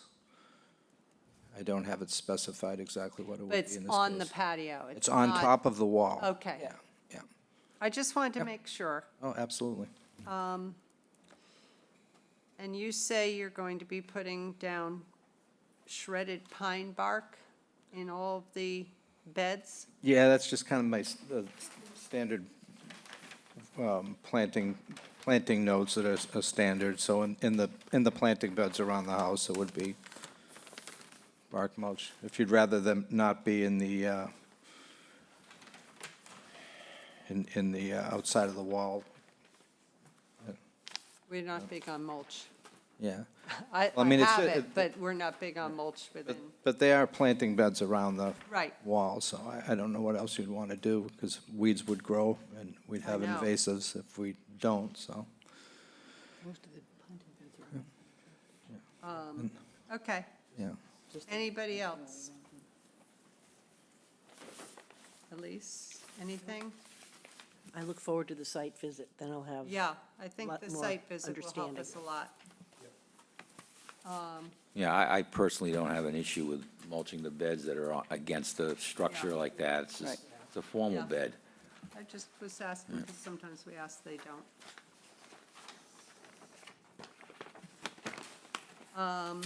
Okay. We're going to do a site visit, but we're going to need to continue this to some meeting in the future. Karen, Yes, just wondering, did we go over 27 yet? Or just 28? no, just 28. Oh, and I forgot to ask if there's anybody else who has any questions or comments who's here about this specific property. Okay. No, we're doing them separately because they applied separately and they're Yeah, oh, I significantly see. difference in increase and decrease of coverage and things. And these are in separate ownership also, so. Yeah. So, well, we could have opened them both together, but since there's a very different coverage, I felt that it was better to deal with them separately. Before we move on to 27, it was probably appropriate to select a date for the on-site. Right. While 28 is still for you. I don't know that we can select a date. Or at least for the immediately. continuance, Tomorrow. at least for the continuance. So I can do tomorrow, To do actually. tomorrow. Must be a nice day. Yeah, that doesn't work for Elise. we can coordinate that with Paul. You want to, should we have Crystal poll us? Yeah, I can't do tomorrow, but, No, well, we're not going to do tomorrow. I semi It was was just a thought. joking. oh, okay, well, didn't sound like a joke. Well, we'll have Crystal Do a poll and figure it. do a poll, and, I mean, are there dates that you don't want? Anytime next week is difficult, so we would, Okay, so not next week. Well, Is there any way just to get with Crystal today, all of us no, over here? I think, No. no, we've got too many schedules to deal with. Paul has to look and see what he has going on, and you know, I don't have my calendar in front of me. But, all right, so what if we continued you to July 9th? And That would be hopefully we appropriate. That would would- have a site visit before that. Yeah, that works. I don't know if I need to be around, I'm not gonna be here. I don't think, I think can handle you're probably the most okay of everybody. That's the first time somebody's ever said that about me. Yeah, well, so July 9. okay, so we're going to continue it to 7/9. 7/9, okay.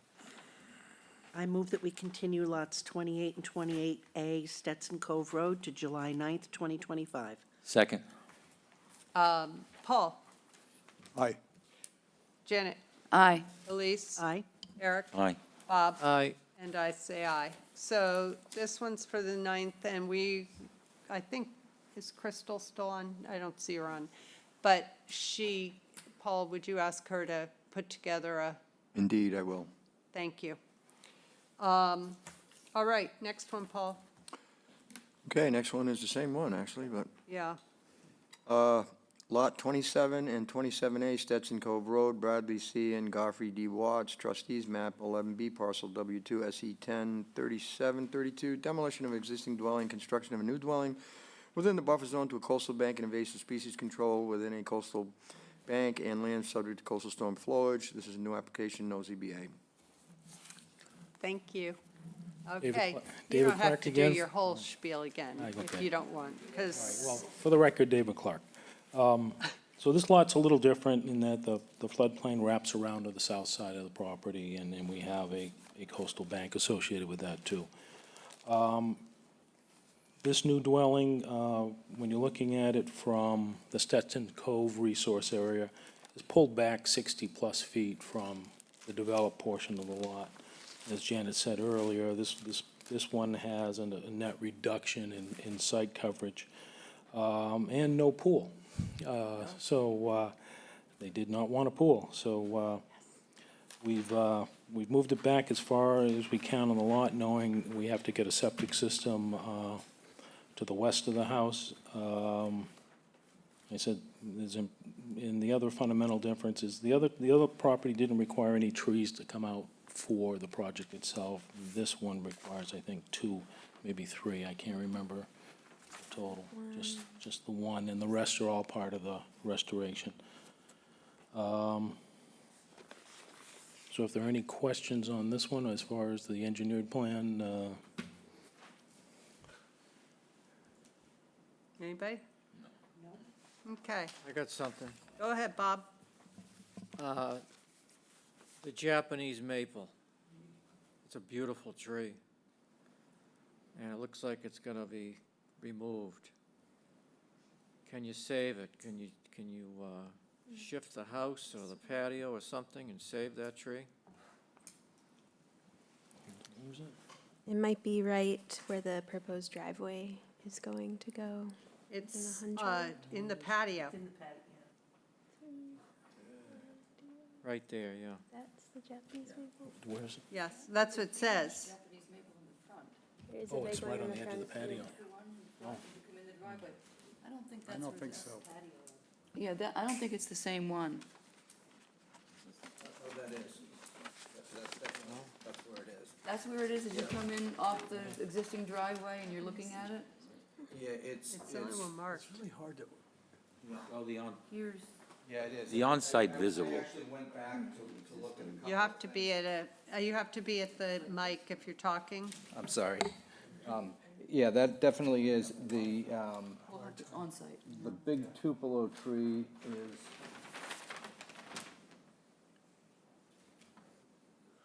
A picture's worth 1,000 words. yeah, the big Tupelo tree is here. It is definitely, that is definitely the Japanese maple, yeah. Okay. We could talk about it at the onset. Yeah. I think that's the one he was pointing to, yeah. Yeah. Yeah. Right there. Yep. Which Oh, I can- is up on the, Right there. yeah, it's right at the And the corner. Tupelo's right there. So if you go onto the on-site, look for the big tupelo tree. It's very confusing because the existing driveway comes in right through here. And this is the rhododendron hedge, is right through there. So, yeah, And the tulip tree is going to remain, too. yes. It's a native tree. Okay. Very big, beautiful tree, actually.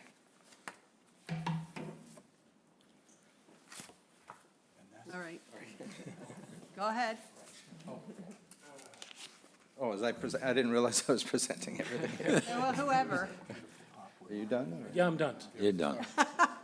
All right, so kind of the same thing as we pull in the driveway. There's a circular driveway to be able to turn around, What happened? Like, oh, they're all staying. and we have enough to be able to park a couple of cars outside here. We do needs a little bit of fill around because the patio has to be level. We have a little bit of fill right here, a little bit more contouring coming out that way. And again, the planting schedules are done the same way. So this is all in the jurisdiction with the non-natives down here and the natives listed above there. So we really only have four plants here, and the rest is all natives down in here. And then this is outside of your jurisdiction, so you probably don't want me to talk about that. No. And there is no walkout on this one. It's all even grade going around the house itself. And but much easier on the site, a nicer fit on the site just because the topography lent itself well. Great. So I'll ask again if that tree can be saved. I It's can about- talk to the homeowners if they'd like to move it. It's a very nice tree. It's about 15 feet from the house as it looks now. So if you could save that tree and do something with the house or whatever, but that's a valuable tree. It is. It's beautiful form, and there's no deadwood in it or anything. I can ask them if they'd be willing to move it outside. You'd want that outside the jurisdiction because it's non-native, I would assume. No, Well, I you don't just think we want it moved. Move the I think house. we're asking if something can be done to save it. Right. If you could Yeah, you'd have to have a change s- the patio configuration a little to save the Japanese maple. Well, they actually had me extend the patio in the But we're recent. asking. Can you move the house back? The house can't go back due to, I think, the septic, right? Oh, the house can't go back, no. Yeah. We're tight up against the setbacks. for the setback. Yeah, zoning setback. So yeah. if you could ask the owners if they would consider, I mean, even if it doesn't become this beautiful, big, like rectangular edge, maybe there's a cut, I don't know. But we're asking if you could consider saving it. And we will ask them, We'll see what we can do. yeah. That's the best we can do right now. is Yeah. ask them to- Okay. You can always tell the estates from the 60s when they had the Concord grapevines, the little pathway. Yeah, There used to be a lot of them. yep. Okay, next. Caitlin Camilleri with Blue Flax Design.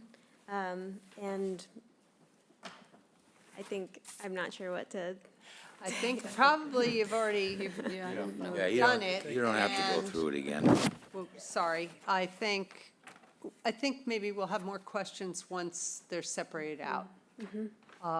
So, I mean, I don't want to belabor it.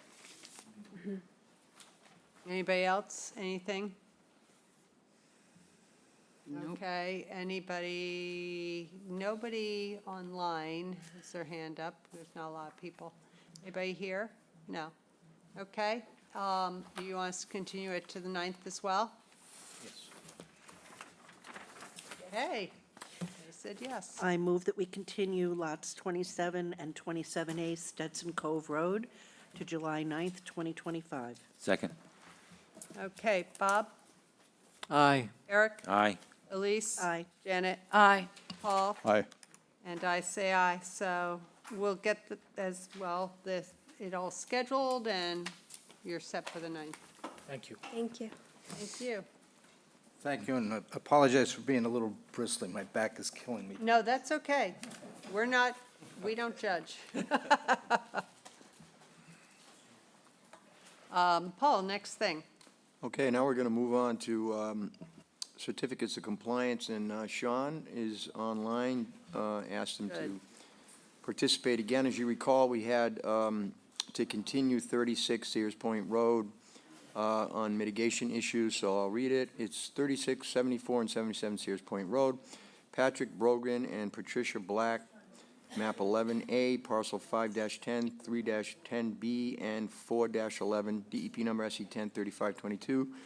Consolidation of two existing orders of conditions into a single order and encompassing development activities on all three adjoining parcels now owned by the applicant. It was continued from May 14th, 2025. A ZBA permit for 36 is valid until 2/1/28, and there is Mr. O'Reilly. Yes, it is. All right.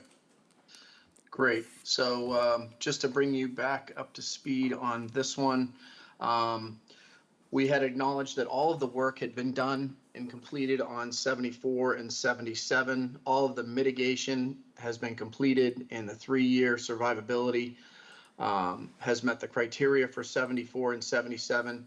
One of the questions that remained was the mitigation that was required for 36. And if there was mitigation required for 36, was it part of the 74 and 77 work that was done? We went back through our records and went back through the filing, and we had actually a decrease in coverage on 36 and an overall net decrease for the combination of 36, 74, and 77. So no additional mitigation was required for 36. There are some conditions in the order of conditions that refer back to mitigations that was part of the Rogers site development that was the former owner of 36. That mitigation is the area out in front.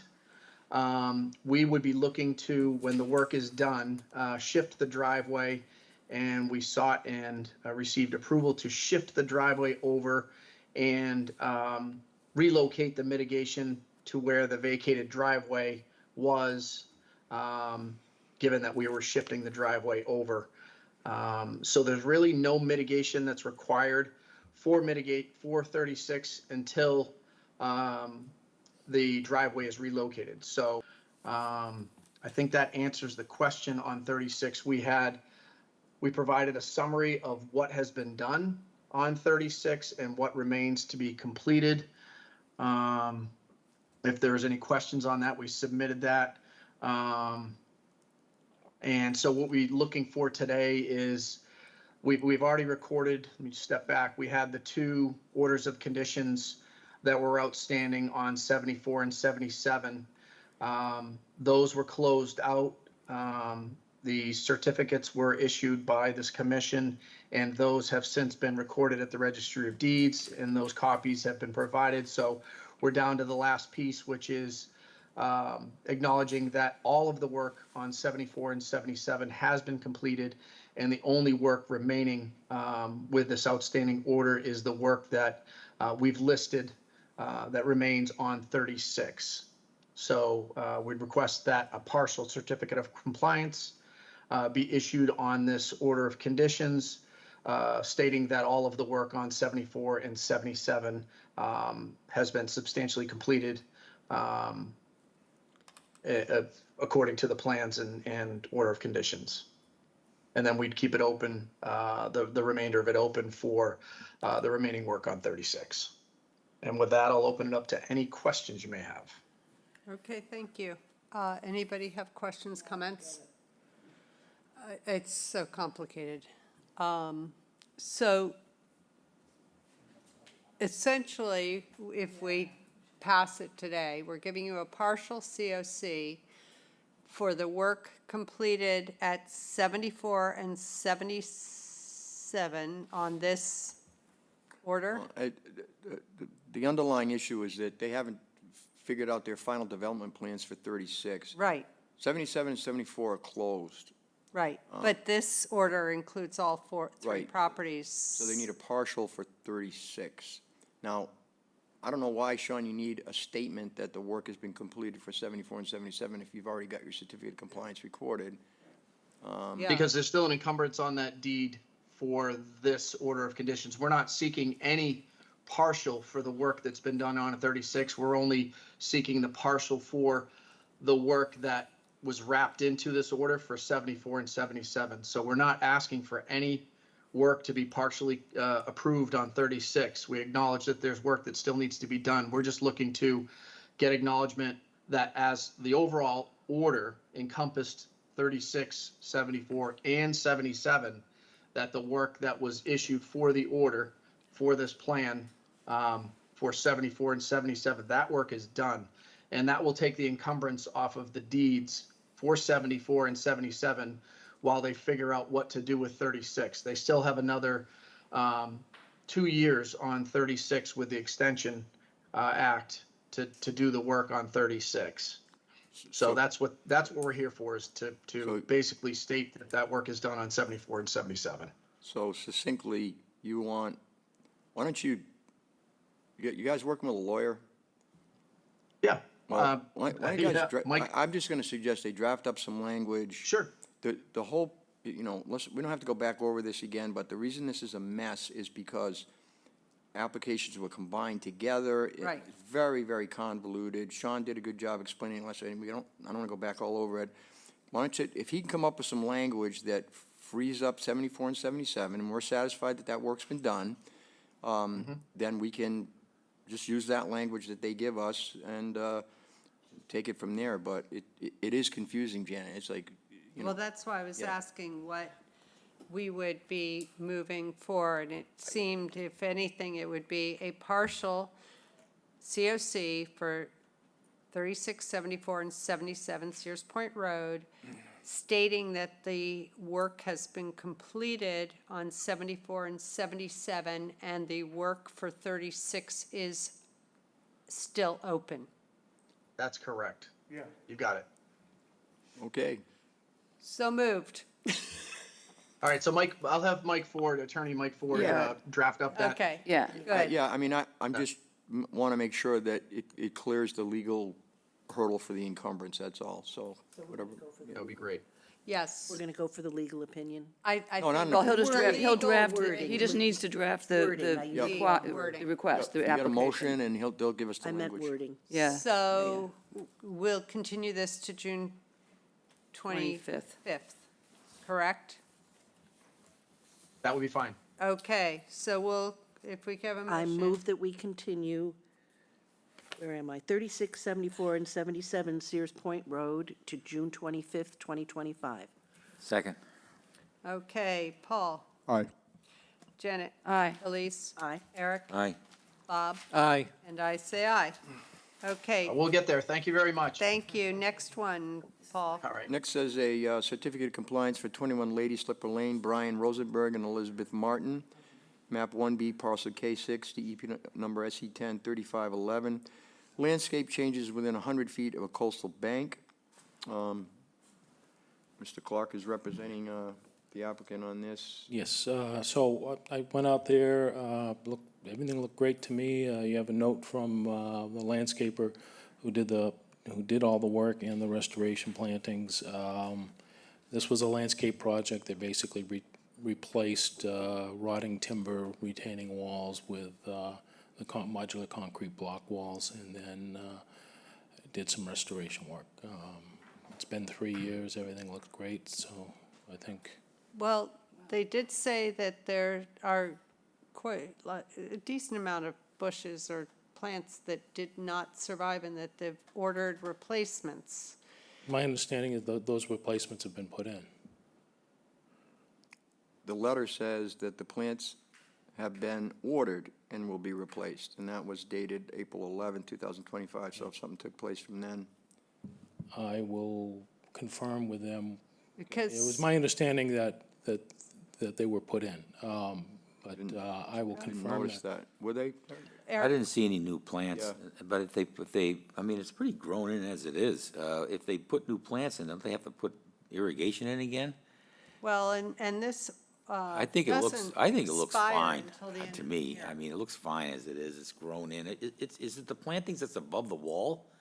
Well, you know, the point. No, yeah, down you below only- the wall, and Below along the top of the bank. Yep. Oh, okay. Well, I mean, it looks, for my experience in the landscape business, it looks good to me. Okay. I don't mind continuing to the 24th, or the 25th. One less thing on the plate would be good.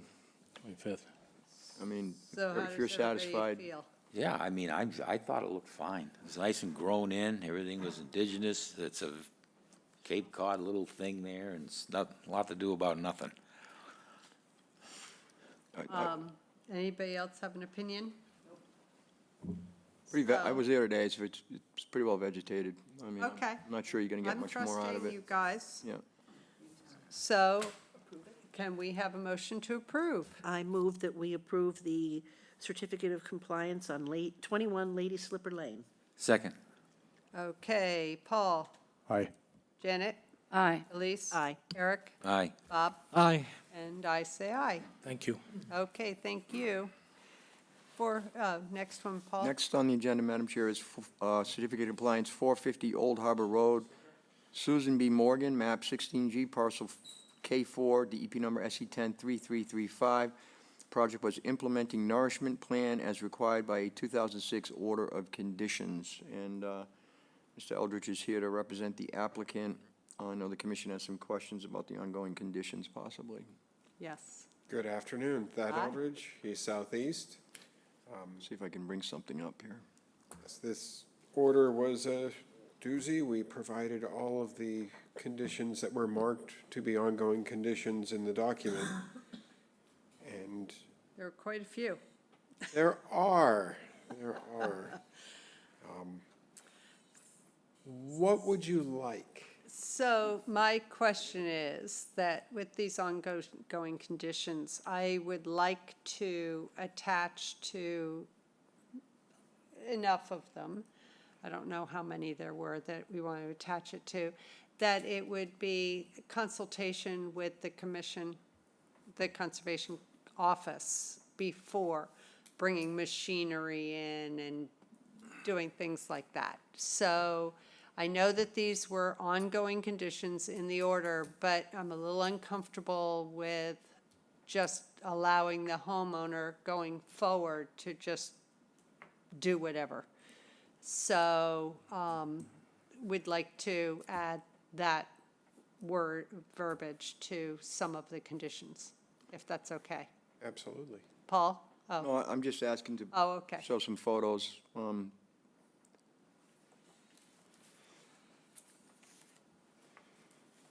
So these are the photographs that Thad submitted here. Yeah.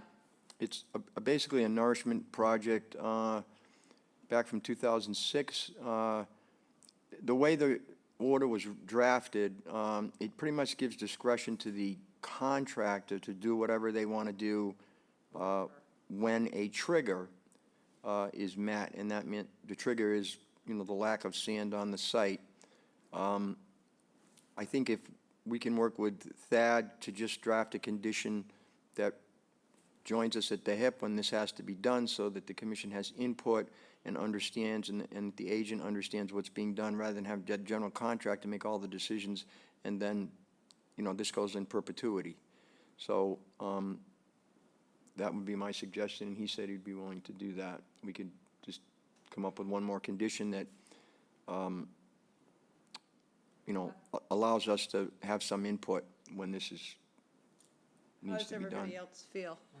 I mean, I just, when I saw the long list, I was a little uncomfortable that it was sort of a, go for it, and whenever you want. Yeah, exactly. So, but this is from, I think, 2019. Yeah. So, go ahead, Eric? No, I agree. I mean, it's not gonna be much. They just call the conservation Yeah, exactly. agent, say, hey, I wanna go in there. Okay, it's on record. Bob? First of all, Thad, nice to see you. We haven't seen you in a while. Yeah? Yeah. It's nice of you to visit. Yeah. Secondly, there was some debris around the building there, if I recall, and that has all been removed? A lot of it has been, and now the property is being conveyed, so under new management, I can expect some Okay, thank you. easier times for the abutters. Okay.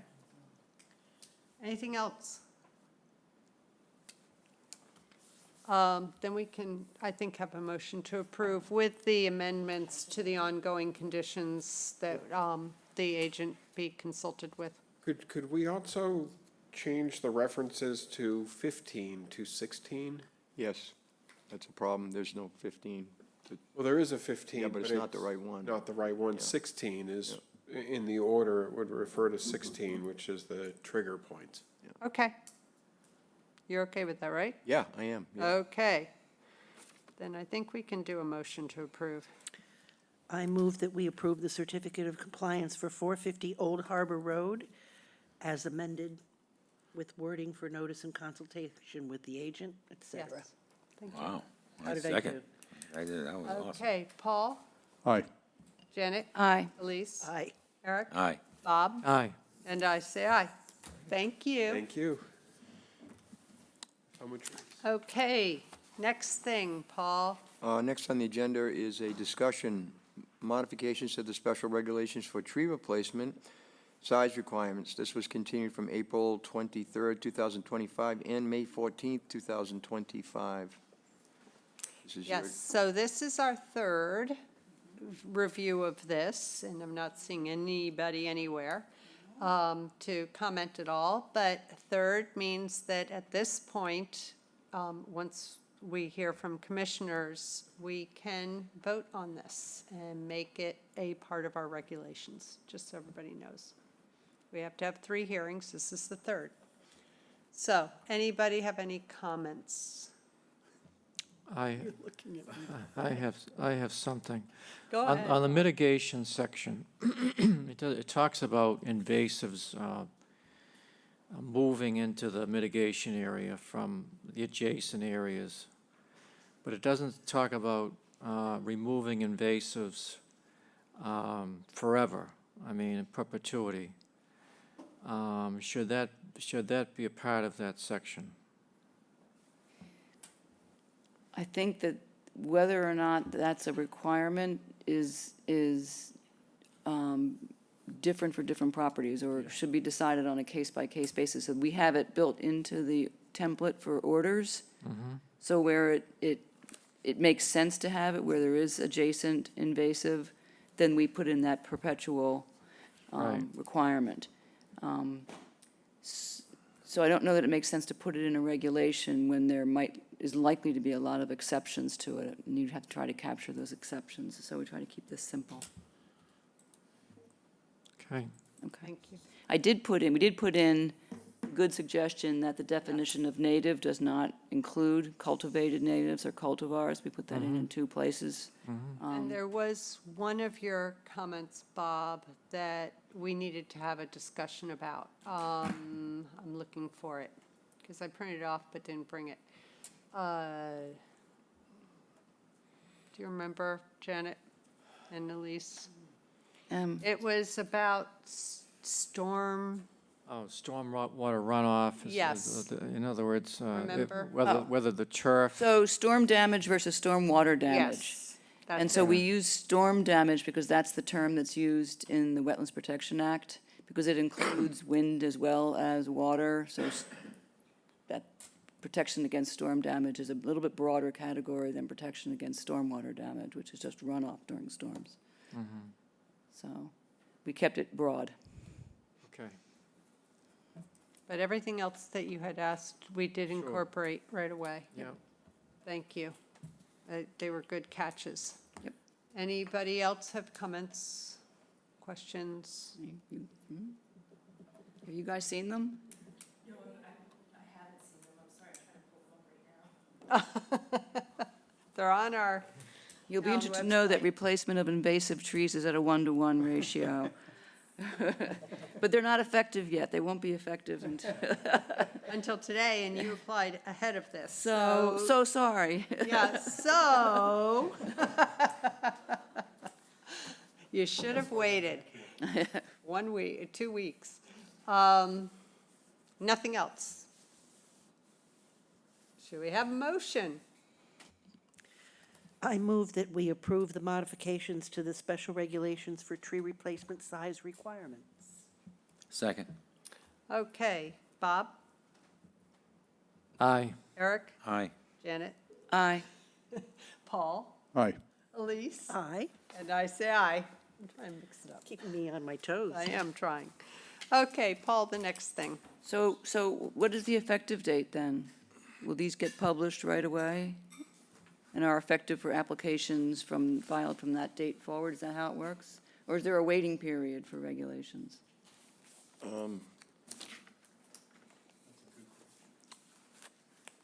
I'll get back to you on that one. I don't know the answer. Okay, I don't Yeah, think there's a waiting period like there aren't, but That's an honest answer. I don't I know. think I don't know either. last time it was effective like a week later. Yeah, We had, because it has to get posted and everything, Yeah. so. But it should be effective before our next meeting, I would think. But if you could check and let us know. Well, okay, Thank you. thanks. Okay, next thing, Paul. next thing are the minutes to be approved from May 14th, 2025, and May 28th, 2025.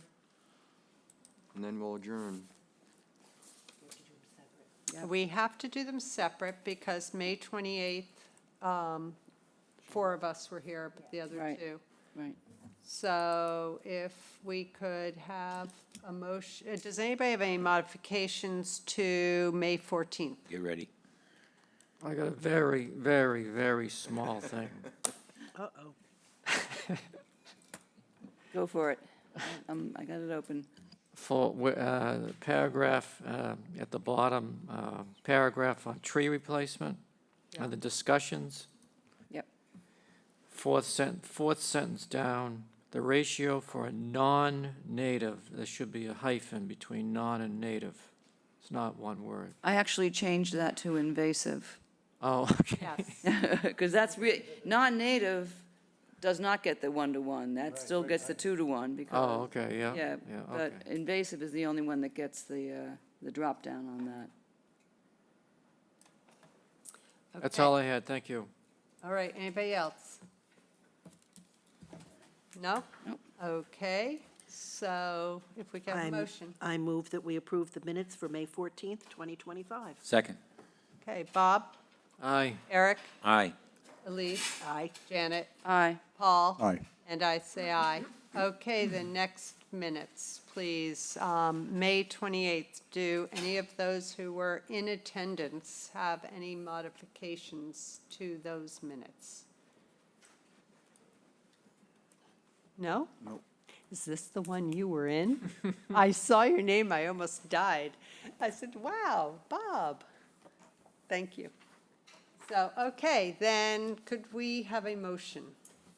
I move that we approve the minutes for May 28th, 2025. Second. Okay, Bob, Aye. Eric, Aye. Elise, Abstain? Janet, Abstain. Paul, Aye. and I say aye. So they're approved, and we need one more motion. I move that we adjourn the meeting. Second. Okay, Paul, Aye. Janet, Elise, Aye. Eric, Aye. Bob, Aye. and I say aye. And we're done.